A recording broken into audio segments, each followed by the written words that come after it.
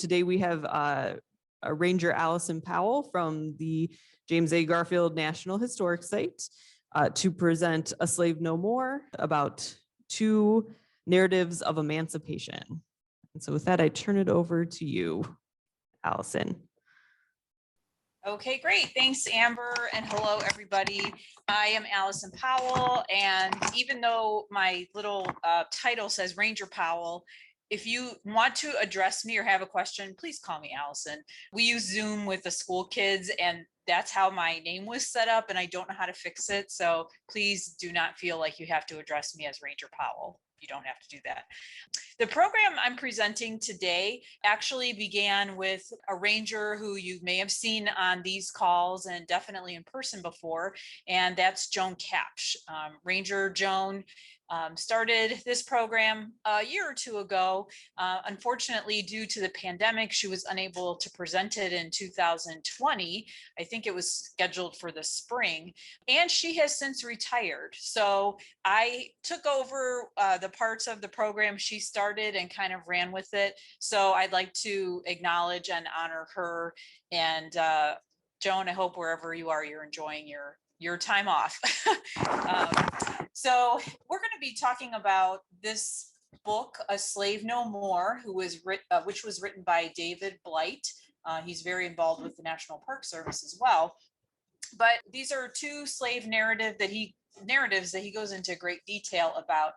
They were discovered shortly before he wrote the book, and he goes into a lot of detail and provides a lot of context as well for these 2 gentlemen we're about to talk about. Slave narratives. Oh, one more thing I wanted to tell you.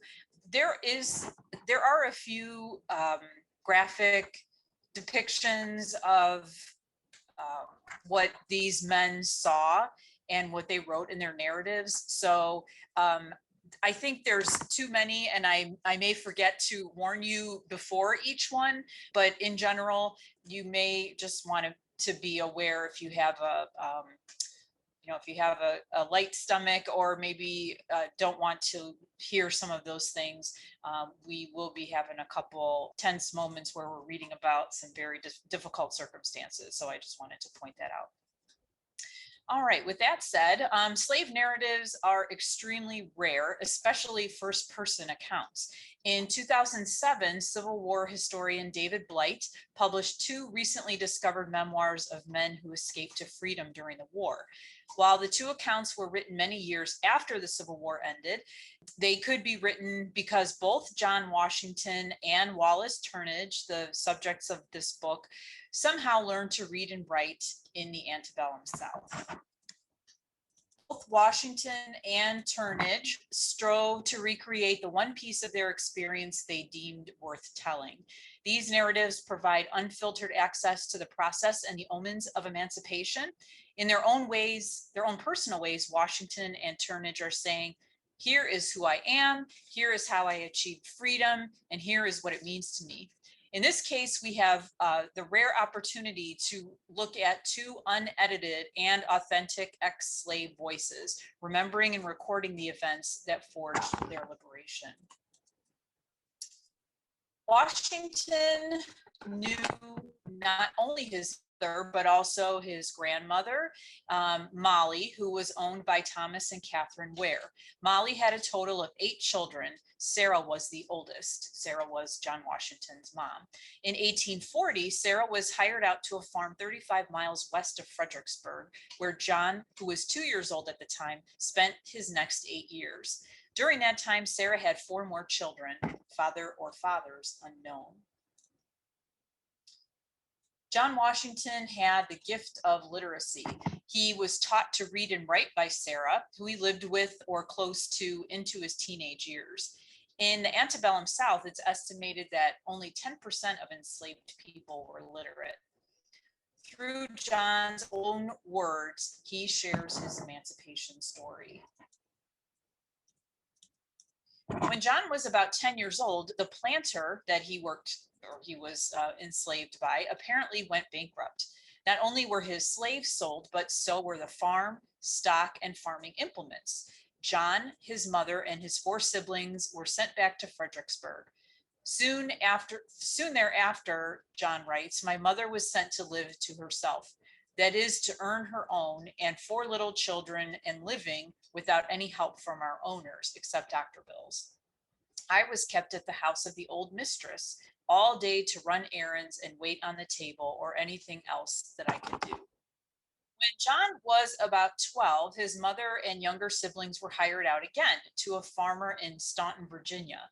John would remain in Fredericksburg for a special use by the old mistress. The distance between John and his mother encouraged him to increase his writing skills so he could keep in touch with her. While still living together, Sarah kept him at my many lessons an hour or two each night.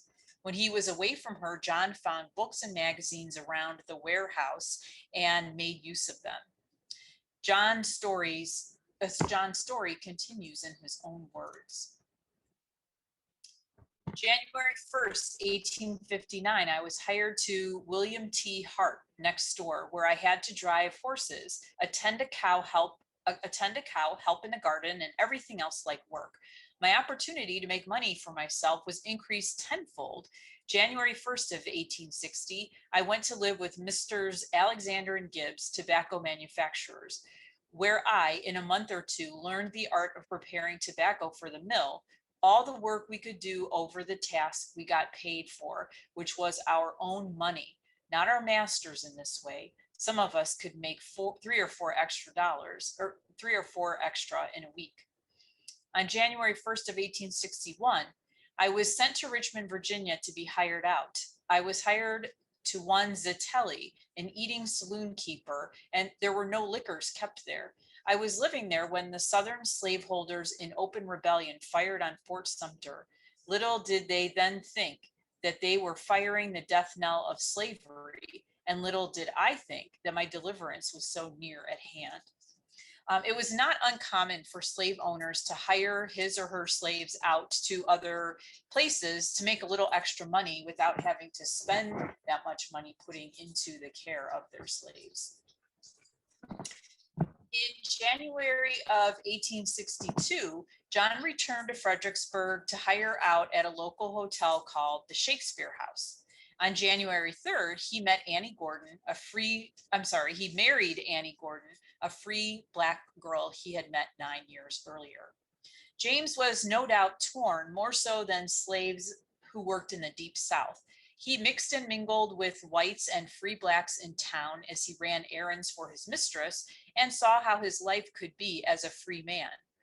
He didn't have to imagine it like those in the country who didn't have regular dealings with free Blacks. Washington's journey to freedom ended on April 18th, 1862. Here are the details. I'm going to read them right from the book. As soon as the officer had left, the constables was told to order the Negroes home, which they did. But while we dispersed from thereabouts, a great many did not go home just then. I hastened off in the direction of home, and after making a circuitous route, I, in the company with James Washington, my first cousin, and another free colored man, left the town near the woolen mills and proceeded up the road leading to Falmouth, our object being to get right opposite the Union camp and listen to the great number of bands then playing those touching tunes, the Star Spangled Banner, Red, White, and Blue, etc. We left the road just before we got to Ficklin's Mill and walked down to the river. The long line of sentinels on the other side doing duty close to the water's edge. Very soon, one of a party of soldiers in a boat called out to the crowd standing around me, "Do any of you want to come over?" Everybody said no. I hallowed out, "Yes, I want to come over." "All right, bully for you," was the response. And they was soon over to our side. I greeted them gladly and stepped into their boat. As soon as James saw my determination to go, he joined me and the other young man who had come along with us. After we landed on the other side, a large crowd of soldiers off duty gathered us around and asked all kinds of questions in reference to the whereabouts of the rebels. I had stuffed my pockets full of rebel newspapers, and I distributed them around as far as they would go, greatly to the delight of the men. and by this act won their good opinions right away. I told them I was most happy to see them all, that I had been looking for them for a long time. Just here, one of them asked me, I guess you ain't a secesh then, me, said I know why colored people ain't secesh. Why you ain't a colored man, are you? Said he. Yes, sir, I am, I replied, and a slave all my life. All of them seemed to utterly astonished. Do you want to be free? Inquired one. By all means, I answered. Where's your master? Said another. In the rebel navy, I said. Well, you don't belong to anybody then, said several at once. The District of Columbia is free now. Emancipated 2 days ago, I did not know what to say, for I was dumb with joy and could only thank God and laugh. John and James stayed with Union troops overnight, though his friends returned to Fredericksburg. Before morning, I had began to feel like I had truly escaped for the hand of the slave master, and with the help of God, I never would be a slave no more. I felt for the first time in my life that I could now claim every cent that I should work for as my own. I began now to feel that life had a new joy awaiting me. I might now go and come when I pleased, so I would remain with the army until I got enough money to travel further north. This was the first night of my freedom. It was Good Friday, indeed, the best Friday I had ever seen. Thank God. John Washington was in the right place at the right time. He achieved his freedom by simply crossing the river into the Union camp. The day after his escape, Union troops occupied the town, and General King stationed his headquarters at my old house, the Farmers Bank. Washington's family, his pregnant wife, his mother, grandmother, siblings, and cousins remained in Fredericksburg. Sometime in August, Washington heard that a reward of $300 had been offered for him in Fredericksburg, so he left the army to return home, hoping to get his family out of the city. At that time, General Pope moved out of Fredericksburg, making escape much more difficult, and by then Annie was too far along in her pregnancy to travel. Annie gave birth to William Herbert Washington in Fredericksburg on October 6th. She joined John, who was able to get to freedom in Washington, D.C., soon after. John and Annie had 4 more sons born in Washington, D.C., where John worked as a painter and Annie a dressmaker. John Washington wrote his memoir in 1873, the year his youngest son was born. In 1913, John and Annie Washington retired to the home of their son James in Cohasset, Massachusetts. A family photo shown here, taken between this was a family photo that was taken between 1913 and 1918 in Cohasset. From the left, you can see Annie Washington, John Washington seated, their son James standing, and his wife Catherine. Wallace Turnage was the son of Courtney, who was 15 when she gave birth to him. Courtney was about 5 years old when her owner, Levin Turnage, died, leaving his wife a cotton and tobacco farm and 4 slaves. In 1837, his widow married again to a man named Huell Hart. At some point, Courtney adopted the surname Hart. She married a Lewis Hart, probably a slave, sometime in the 1850s. Courtney and Lewis had 4 children together who carried the Hart last name. They were Wallace Turnage's half siblings. Wallace was about 14 when he was sold away from his family in early 1860. Wallace was sold to James Chalmers of Pickensville, Alabama for $1,000. He, with a number of others, was put on a train to Petersburg and then south. So in 2 days and 2 nights and a half, we arrived in Montgomery, Alabama, and from thence to Mobile, Alabama, and from thence to Pickensville, Alabama, where the man that bought me lived. Mr. Chalmers was a very rich man. He had about 75 slaves. It was on the Chalmers plantation that Turnage saw an overseer whip a slave for the first time. At that moment, he vowed to run if whipped, but during that spring and summer, the overseer whipped me 3 or 4 times. but not very severe. I saw a common looking, shabbily dressed man coming with a bullwhip in his hand. So I found out this was the overseer. So he came up to his hands and made one of the women pull up her dress and whipped her shameful. Then he shook his whip at me and said, "Hurry, young man." So I tell you, I thought that was very rough for the first day. So the day passed away and we all went home and got our supper. And those people were fiddling and dancing as though they has no oppression at all. After watching the severe lashings handed out to fellow workers in the fields, Wallace Turnage was determined to escape the whip and ran away from the Chalmers plantation a total of 4 times. The first was in the fall of 1860. He, along with 3 others, had not picked as much cotton as expected and were lined up by the overseer for punishment. He watched 2 women brutally beaten. Then I thought if that was the kind of whippings he gave them, I would not stay and take mine. So I saw my chance while he was whipping to make my escape, so I left. Wallace's second attempt was in the spring of 1861. By the third attempt, Wallace had learned some lessons. After his second escape, his master, Mr. Chalmers, decided to keep him at his plantation home.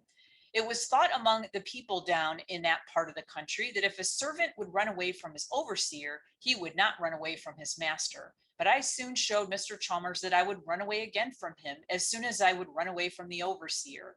So I took what little things I wanted and took my departure. This seems to be about November 1861. Early in his third escape, Wallace says, "Then I went a little farther up the country and got acquainted with a man and made an agreement to teach him for something to eat. So I teached him the best I could for some time, and this man would come out once or twice every day to get his lesson." Wallace was captured and returned to his owner in January or February of 1862. On both his third and fourth attempts, Wallace headed north from Pickensville, mostly in Mississippi. His fourth escape attempt came at harvest time in 1862. So I asked the man for the right road that leads to Corinth. So I went on with all ease, traveling the road, sometimes on the railroad. Now the Yankees had been through this part of the country once, and it was very hard for me to see anyone in these parts that I could trust. There was no colored people there. Wallace was captured by slave hunters near Rienzi, Mississippi in August of 1862 and returned again to his master in the beginning of October. Chalmers had had enough. Within days of returning to Pickensville, he took Wallace by train to Mobile, where he left him to be sold. Purchased by Mr. Minge for $2,000, Wallace served him and his family in Mobile for just under 2 years.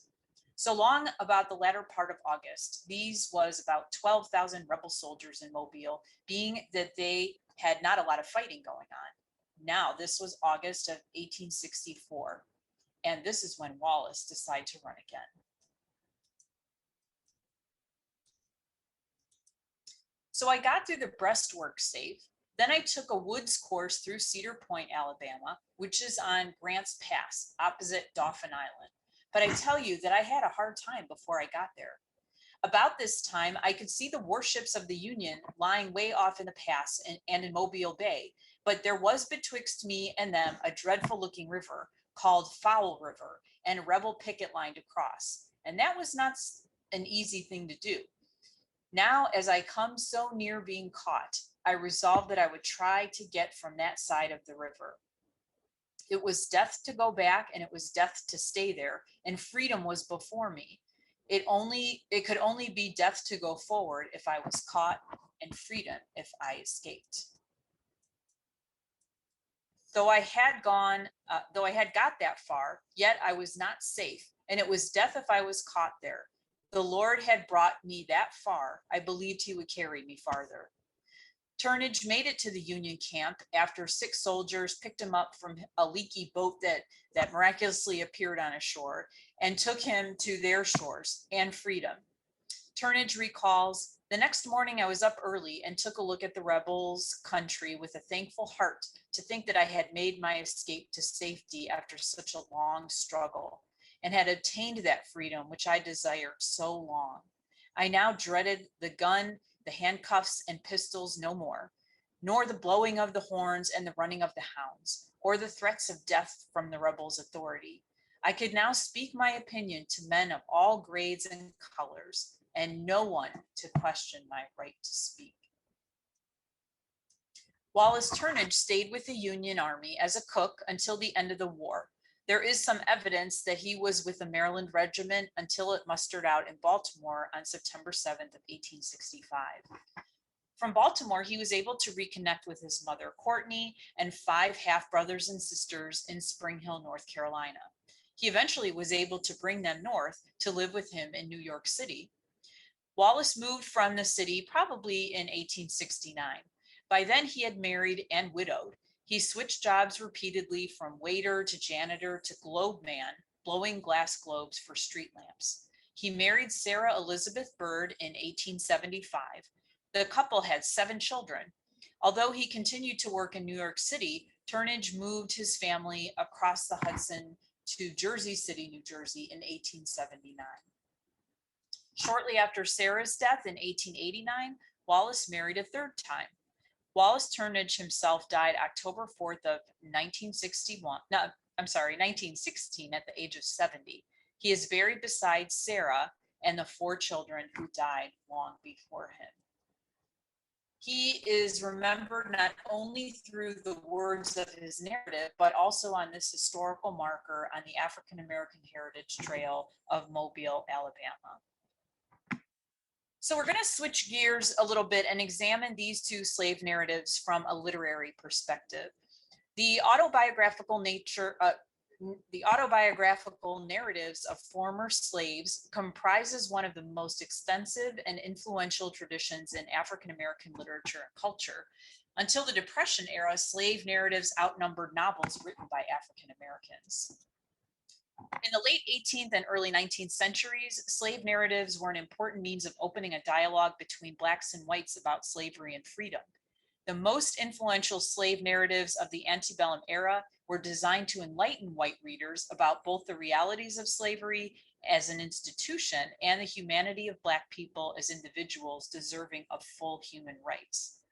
Expected to concentrate primarily on eyewitness accounts of slavery, many slave narratives became a capital I witnesses as well, revealing their struggles, sorrows, aspirations, and triumphs in compellingly personal storytelling. Usually, the antebellum slave narrator portrays slavery as a condition of extreme physical, intellectual, emotional, and spiritual deprivation, a kind of hell on earth. Precipitating the narrator's decision to escape is some sort of personal crisis, such as the sale of a loved one or a dark night of the soul in which hope contends with despair for the spirit of the slave. Impelled by faith in God and a commitment to liberty and human dignity comparable to that of America's founding fathers, the slave undertakes an arduous quest for freedom that climaxes in his or her arrival in the North. In many antebellum narratives, the attainment of freedom is signaled not simply by reaching the free states, but by renaming oneself and dedicating one's future to anti-slavery activism. As historical documents, slave narratives chronicle the evolution of white supremacy in the South from 18th century slavery through early 20th century segregation and disenfranchisement. As autobiography, these narratives give voice to generations of Black people who, despite being written off by white Southern literature, still found a way to leave a literary legacy of enormous collective significance to the South and the United States. Advertised in the abolitionist press and sold at anti-slavery meetings throughout the English-speaking world, a significant number of antebellum slave narratives went through multiple editions and sold in the tens of thousands. This popularity was not solely attributed to the publicity the narratives received from the anti-slavery movement. Readers could see that, as one reviewer put it in 1849, the slave who endeavors to recover his freedom is associating with himself no small part of the romance of the time. Selling in the tens of thousands, the most popular antebellum narratives by writers such as Frederick Douglass, William Wells Brown, and Harriet Jacobs stressed how African Americans survived in slavery, making a way out of no way, oftentimes subtly resisting exploitation, occasionally fighting back and escaping in search of better prospects elsewhere in the North, the Midwest, Canada, or Europe. In most post-emancipation slave narratives, slavery is depicted as kind of a crucible in which the resilience, industry, and ingenuity of the slave was tested and ultimately validated. Thus, the slave narrative argued the readiness of the freedman and freedwoman for full participation in the post-Civil War social and economic order. The biggest selling of the late 19th and early 20th century slave narratives was Booker T. Washington's Up from Slavery, published in 1901, a classic American success story. Because Up from Slavery extolled Black progress and interracial cooperation since emancipation, it won a much greater hearing from Southern whites than those former slaves whose autobiographies detail the legacy of injustices burdening Blacks in the post-war South.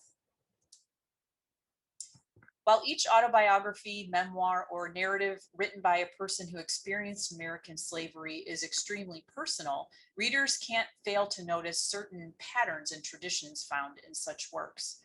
Scholar James Olney, in particular, famously outlined some of the best-known traits found in slave narratives of the abolitionist era in his article, "I Was Born: Slave Narratives and Their Status as Autobiography and as Literature."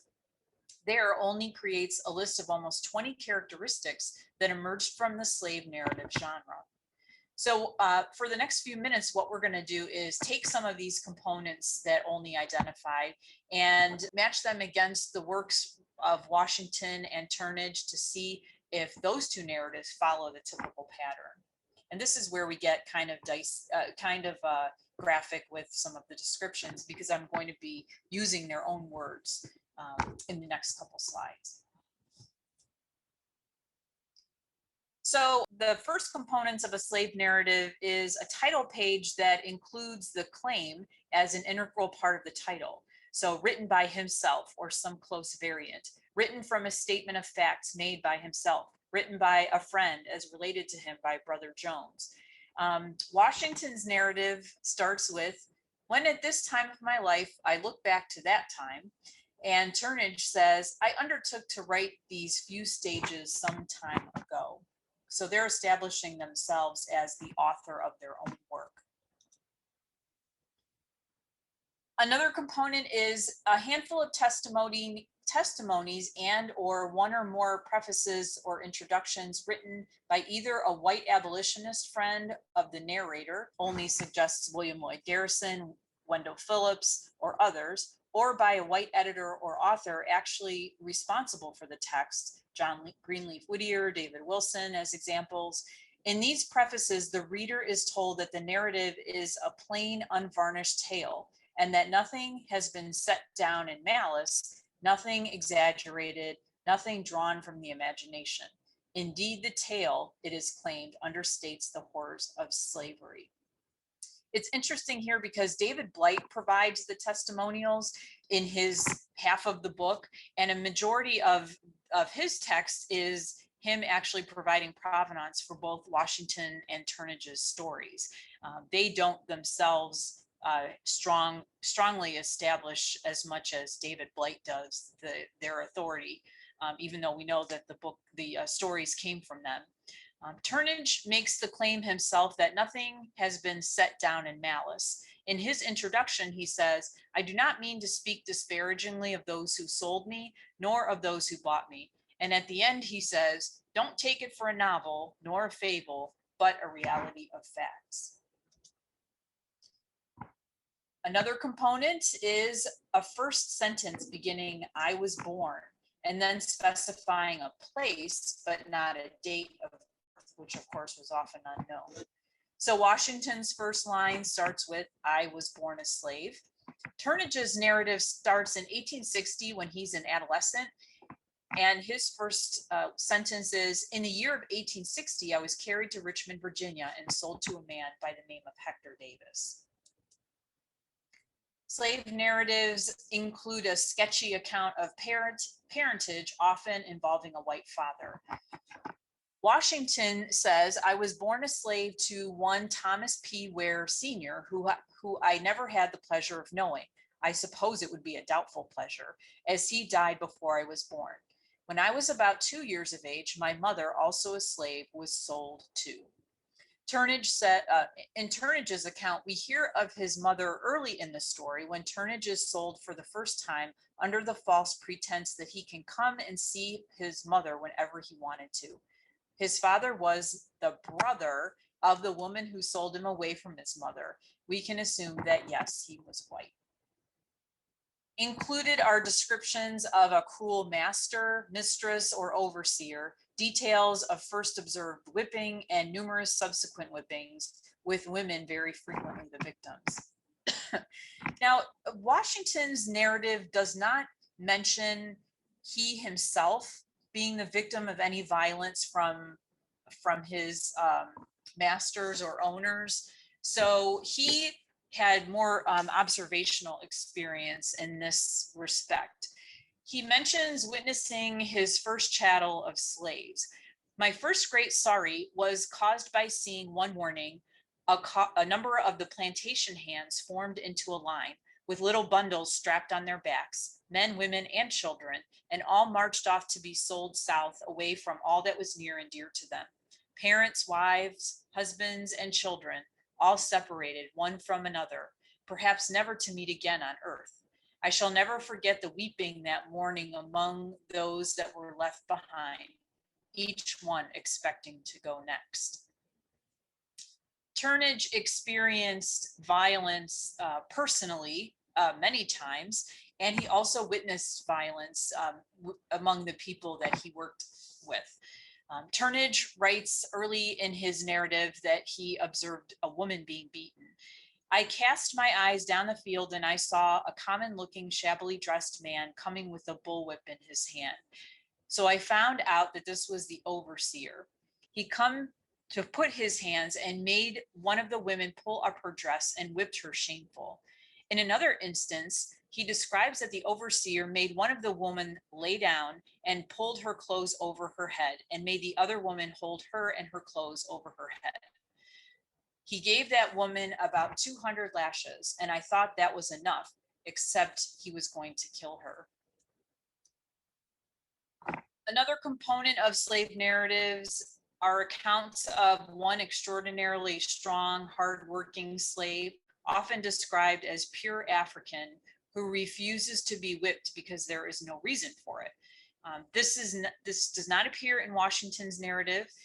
Turnage, on the other hand, his narrative kind of tinkers on the brink of this idea.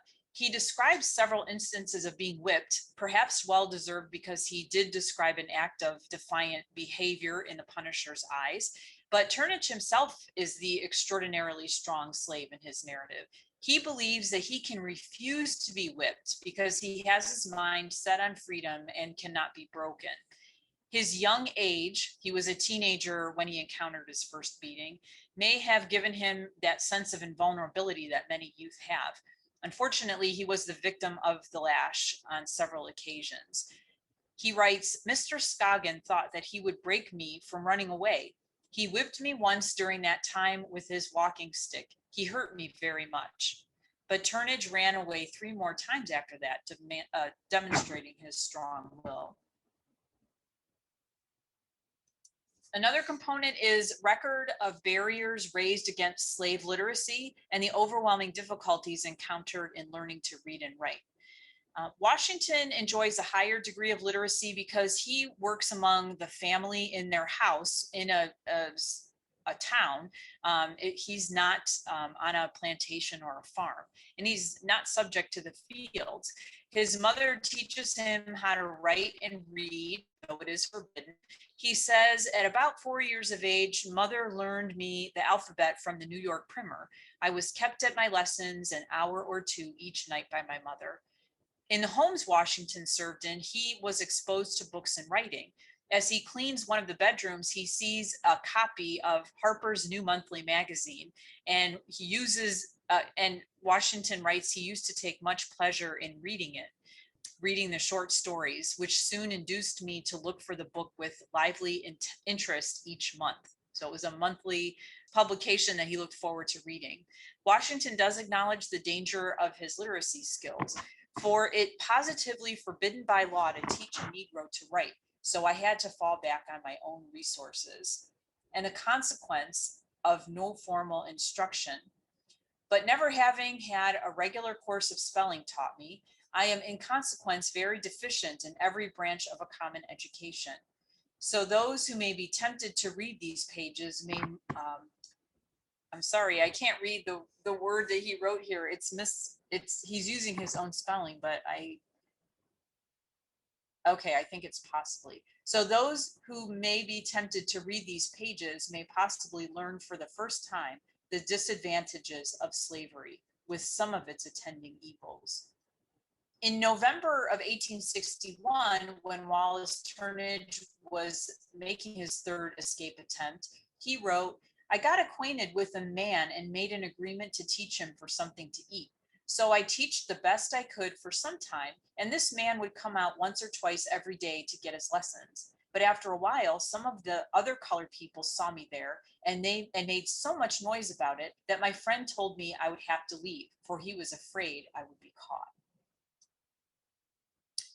Also included are descriptions of the amounts and kinds of clothes and food given to slaves, the work required of them, including the pattern of a day, a week, and a year. Washington is very good about describing his surroundings and his schedule in detail. He writes that he was well clothed. "I was dressed every morning except Sunday in a neat white apron and clean jacket and pants, and sent up to the bank to see what mistress might want me to do. Possibly she would have nothing for me at all. And if so, I would be ordered to sit on a footstool in her room for hours at a time, while the other young children of my age would be out at play." It's more difficult to find a pattern in Turnage's narrative. He heavily focuses on his escape attempts and those details, and less time establishing a work schedule, the work he was escaping from, and the provisions he was provided while enslaved. The narratives include descriptions of patrols, of failed attempts to escape, and of pursuit by men and dogs. Now, Washington's escape and attempt to escape is kind of anticlimactic, if I could use that word. We follow him through the towns he worked at as a house slave around parts of Virginia, mingling daily with free whites and free blacks. His struggle was more internal, being surrounded by freedom, but not able to be free himself. Turnage, on the other hand, has multiple accounts with men and dogs pursuing him, as he escaped an amazing 4 times before achieving freedom on his 5th try. A particularly brutal encounter with a slave catcher and his dogs was described. "Now these dogs bit me all over, while some of them had hold of my legs, and the others was biting me on my arms, hands, and throat. Now these hounds was so trained to bite without tearing the flesh. Anyone might think after biting 4 or 5 minutes, and 7 of them at that they would have torn the flesh to pieces, but they would not tear the flesh out."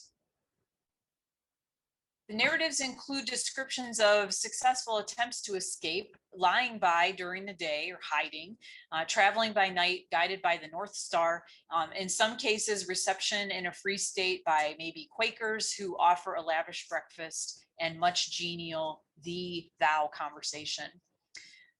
Washington's escape, as I mentioned, was exciting, but sort of anticlimactic. He was a bartender and left in charge of a hotel in Falmouth, Virginia.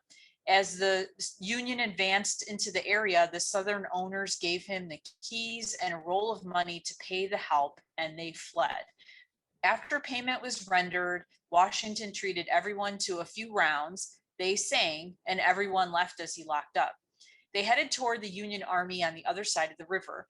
Washington writes, "Very soon, one of a party of soldiers in a boat called out to the crowd standing around me, 'Do any of you want to come over?' Everybody said no. I hollowed out, yes, I want to come over.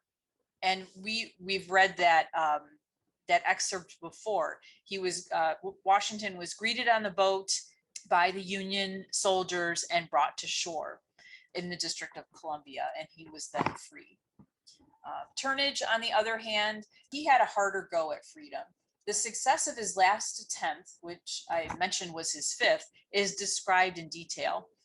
After praying for deliverance from his hiding place very near a rebel lookout, Turnage found a boat washed ashore. He could see the Union camp across the river, but had to get through rebel pickets to get to the boat. He made it through that obstacle and departed in the river. I managed to get my boat straight so as to ride the waves. In the midst of my struggle, I heard the crash of oars, and behold, there was 8 Yankees in a boat. They run up by the side of me and said, "Jump into this boat, boy."